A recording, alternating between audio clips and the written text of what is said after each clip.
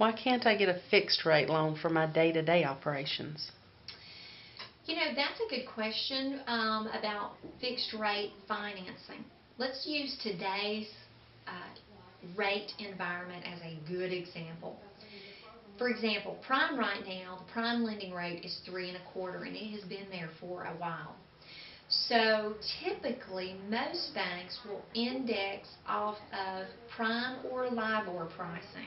Right now, LIBOR, off the top of my head, is around a 0.23, 0.24, so extremely low. So typically, banks will finance like working capital lines off of prime or LIBOR, and most banks will put a floor in there. So for example, a typical floor, depending on what the line is generally about 5%, unless it's a much larger line. And when I'm talking larger line, I'm talking greater than $1 million to support your working capital. So let's just say for most small business owners, they're going to fall in that less than $1 million for a line of credit.